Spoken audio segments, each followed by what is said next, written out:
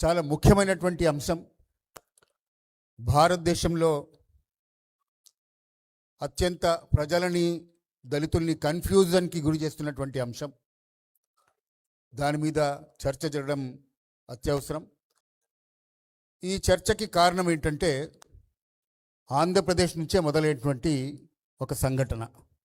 చింతాడ ఆనంద్ అనేటటువంటి పాస్టర్ గారు స్వదస్తూరితో నేను పాస్టర్ని, ఒక రెడ్డి గారి భూమిని దాంట్లో చర్చి నేను నిర్మిస్తున్నాను, దాని మీద ఆయనను దూషించారు, నాకు అట్రాసిటీ కేసు పెట్టేటటువంటి అధికారం ఉందని సుప్రీంకోర్టులో కేసు వేస్తే సుప్రీంకోర్టు దాన్ని కొట్టివేయడం, భారతదేశం అంతా కూడా సంచలనం కావడం,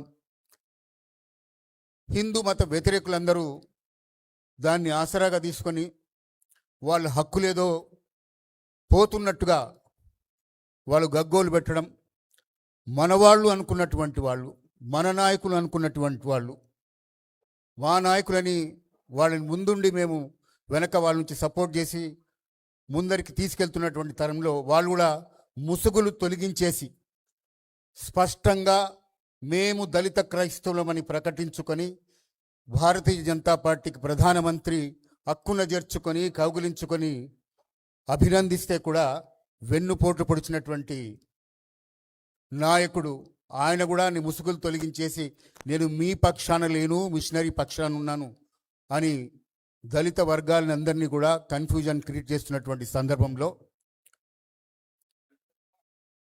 ఈ చర్చ ఉండడం చాలా ప్రాధాన్యత సంతరించుకుంది. అందుకే ఇక్కడ నుంచి పోయేటటువంటి రిజల్యూషన్ కూడా ప్రభుత్వాల మీద, ప్రజల మీద కూడా ఒక మంచి ముద్ర వేస్తుందని చెప్పి నేను ప్రగాఢంగా నమ్ముతున్నా. ఈ ముఖ్యంగా కనుక మీరు అందరూ గమనిస్తే దళిత క్రైస్తవులు అన్న పదం రాజ్యాంగంలో లేదు, రాజ్యాంగ విరుద్ధం. ఉంటే క్రైస్తవులు అన్న పదం ఉంది, షెడ్యూల్డ్ కాస్ట్ అన్న పదం ఉంది, దళితులు అన్న పదం కూడా నిషేధించబడింది, షెడ్యూల్డ్ కాస్ట్ అన్న పదం ఉంది. అయితే ఈనాటి వేదిక కుల విద్వేష నిర్మూలన వేదిక. రవిదాస్ గారి చిత్రపటం ఉంది. అంబేద్కర్ గారికి, జగ్జీవన్ రామ్ గారికి, కాంశీరామ్ గారికి కూడా స్ఫూర్తిదాయకమైనటువంటి గోరి రవిదాస్ గారిని స్మరించుకుంటూ, అంబేద్కర్ గారిని రాజ్యాంగ నిర్మాత, అట్లాగే స్వాతంత్ర సమరయోధుడు బాబు జగ్జీవన్ రామ్ గారిని అందరినీ కూడా స్మరించుకుంటూ వారందరూ నడిపిన బాటలో మనం అందరం నడుస్తున్నాం. రాజ్యాంగం కూడా ఆ రకంగానే నిర్మించబడింది, వ్రాయబడింది. నాకు తెలిసి బాబాసాహెబ్ అంబేద్కర్ కంటే మించిన మేధావులు ఈ వర్గాల్లో ఎవరు లేరు, ఇక్కడ కూడా లేరని నేను అనుకుంటున్నా. ఈ దళిత క్రైస్తవులకు వాళ్ళు చెప్తున్నటువంటి రిజర్వేషన్లు కల్పించుకోవాలి అనేటటువంటి వారు అంబేద్కర్ని అడ్డం పెట్టుకొని అంబేద్కర్ ఇవ్వనటువంటి రిజర్వేషన్లని సమర్థిస్తూ, అంబేద్కర్ వ్యతిరేకించినటువంటి రిజర్వేషన్లను సమర్థిస్తూ వాళ్ళు ఒక ప్రక్రియ మొదలుపెట్టినారు. దానికి మీరందరూ కనుక గమనిస్తే విస్తారంగా చాలా పెద్ద సంస్థలు భారతీయ సంస్కృతిని, భారతదేశాన్ని ఓడించాలంటే బయట నుంచి చాలా వ్యతిరేకులు, బయట దేశస్తులు చాలామంది ప్రయత్నాలు చేశారు. అలెగ్జాండర్ని కూడా ఓడించినటువంటి చరిత్ర మంది. కానీ భారతదేశం ఓడిపోయింది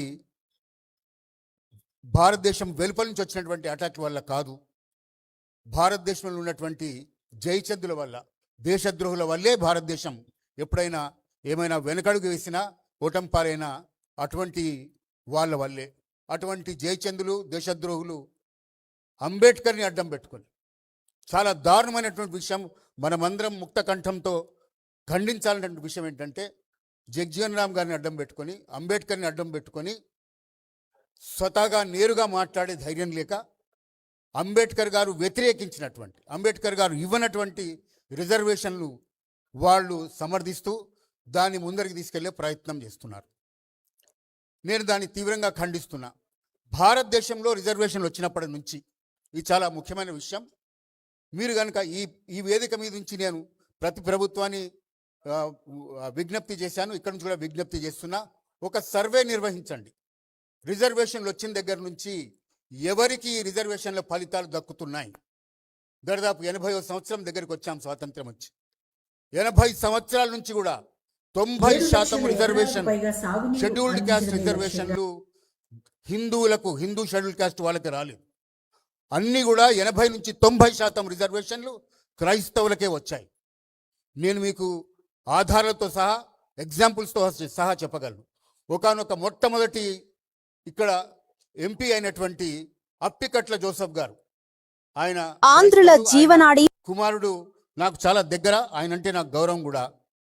ఆయన భరత్ భూషణ్ గారు రైల్వే ఐఆర్టీఎస్గా పనిచేశారు. ఆయన ఇక్కడ విజయవాడలో వచ్చి ప్రతిసారి చర్చికి వెళ్తాడు.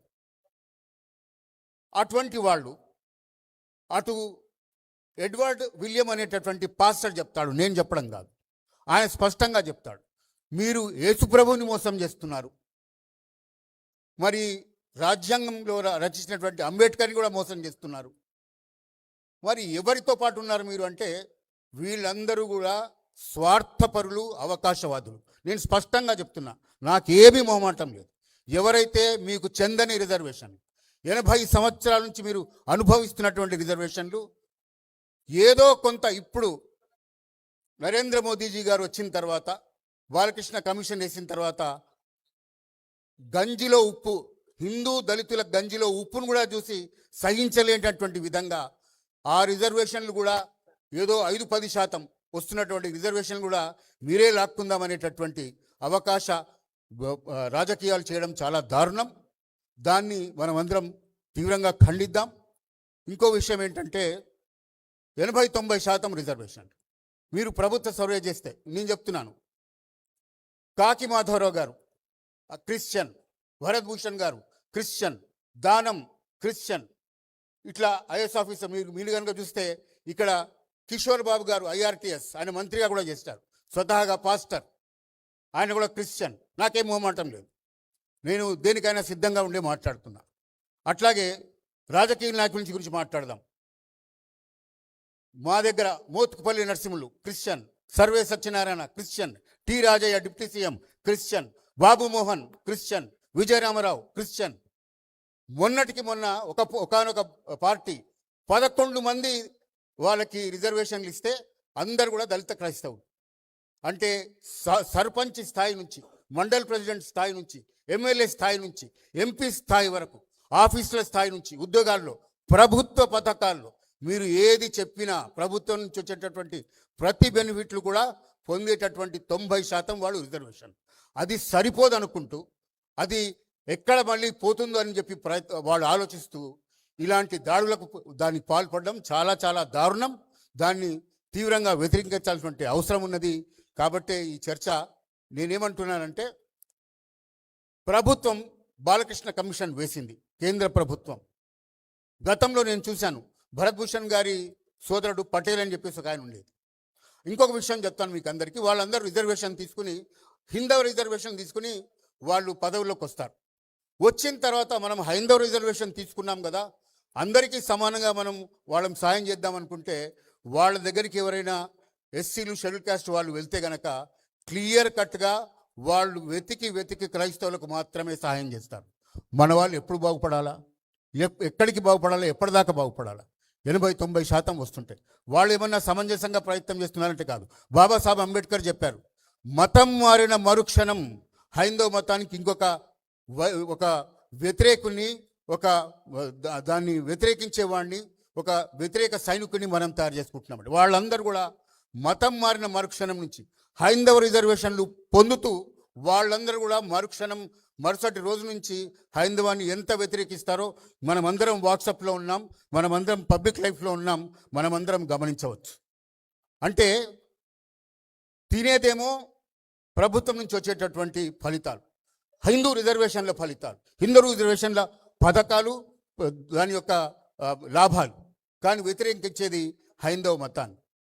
మనం కేవలం వాళ్ళకి రిజర్వేషన్లు ఆపాదించి జనరలీ అట్లా చేసుకుంటున్నాం. ఒక మాట చెప్తాను, మన వాళ్ళు ఎవరన్నా ఎందుకు జరుగుతుందంటే, పక్కన వాడు మన బామ్మడిదే కదా, మన బంధువే కదా అని అనుకుంటున్నాం కాబట్టి, మనం వదిలేస్తున్నాం కాబట్టి వాళ్ళ పదవుల్లోకి రిజర్వేషన్లు పొందుతున్నారు.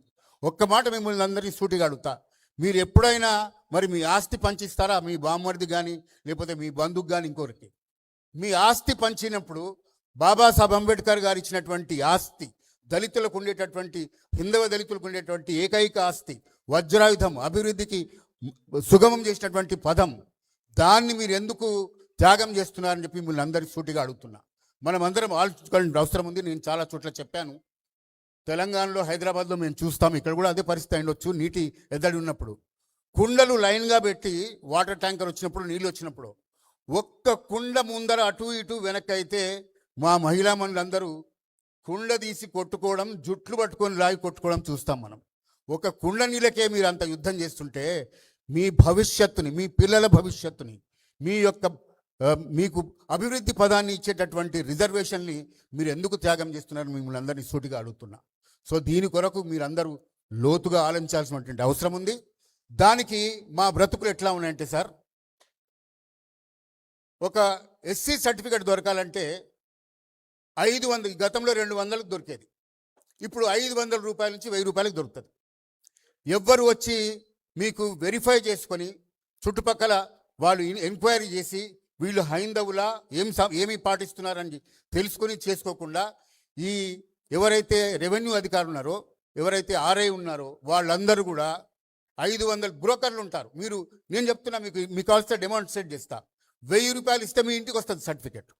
అట్లాంటి పరిస్థితులు అంటే 1000 రూపాయలకి మా భవిష్యత్తు అమ్ముడుపోతుంది సార్. సో 1000 రూపాయలకు అమ్ముడుపోయేటటువంటి భవిష్యత్తు, బంగారు భవిష్యత్తు. ఒక్క వ్యక్తికి ఉద్యోగం దొరికితే ఆ కుటుంబం బాగుపడుతుంది, ఆ చుట్టుపక్కల సమాజం బాగుపడుతుంది. అటువంటి రిజర్వేషన్లు వీళ్ళు దొంగతనంగా తీసుకొని మళ్ళీ హైందవ వ్యతిరేకులుగా, ఇక్కడ జయరాజ్ అని ఒక ఆయన ఉంటాడు, బాబురావు అని ఒక అడిషనల్ డీజీపీ రిటైర్ అవ్వరు, వాళ్ళందరూ సర్వీస్లో ఉన్నప్పుడు పెద్దగా మాట్లాడు, సర్వీస్ కాగానే క్రైస్తవ సభల్లోకి వెళ్ళి చాలా స్పష్టంగా ఓపెన్గా మాట్లాడతారు. నా దగ్గర వీడియోలు ఉన్నాయి. ఎడ్వర్డ్ విలియమ్స్ గారు చెప్పారు క్లియర్గా, మీరు దొంగ క్రిస్టియన్సు, యేసు ప్రభుని మీరు మోసం చేస్తున్నారు. మన వాళ్ళందరూ చెప్తున్నారు. అంబేద్కర్ని మందకృష్ణ గారు చేస్తున్నదంటే ఏంటండి, వర్గీకరణ కోసం పోరాటం చేశామంటున్నాం. కానీ సడన్గా ఇది అయిపోయేసరికి ముసుగు తీసేసి నేను మిషనరీ పక్షాన్ని ఉంటాను, దళిత క్రైస్తవులకు రిజర్వేషన్ పోరాటం చేస్తుంటా అంటే మేమన్నా గాజులు పెట్టుకుని కూర్చున్నామా? మేమన్నా నువ్వు మాట్లాడుతుంటే చప్పలు కొట్టడానికి ఉన్నామా? ప్రాణాలకు తెగించి హైందవ రిజర్వేషన్ కోసం పోరాడడానికి సిద్ధంగా ఉన్నాం. మేము తయారు చేసిన బిడ్డ, నేను టిఎన్ సదాలక్ష్మి గారు, టీవీఆర్ గారి అబ్బాయిని. సదాలక్ష్మి గారు ఏబిసిడి సిద్ధాంతకర్త. సమన్వయం జరగాలని ఉపకులాలకు, మాల ఉపకులాలకు, మాదిగ ఉపకులాలకు జరగాలని చెప్పి ప్రయత్నం చేస్తే వచ్చినటువంటి వర్గీకరణ. అది రాగానే మరుసటి రోజు నుంచి మిషనరీ దారులు, మీకు జాషువా ప్రోగ్రామ్ అంటే తెలుస్తుంది, అప్పుడెప్పుడో 15,000 కోట్లు, ఇప్పుడు 8,000 కోట్లో తెలియదు. దానికి ఆశపడి నీ వెనకాల ఉన్నది అందరూ కూడా హైందవులే. దళిత మాదిగా అమరవీరుల్లో ఒక్క క్రైస్తవులు ఉంటే చెప్పండి, ఒక్కరు లేరు. అటువంటిది మా రక్తం మీద, మా చెమట మీద, మా బలం మీద నువ్వు పోరాడి పేరు ప్రతిష్టలు సంపాదించుకొని ఏ రకంగా నువ్వు మిషనరీని, క్రైస్తవ రిజర్వేషన్ని సమర్థిస్తావని చెప్పేసి అడుగుతున్నానని చెప్పి ఈ వేదిక నేను ఆయన ఛాలెంజ్ చేస్తున్నా.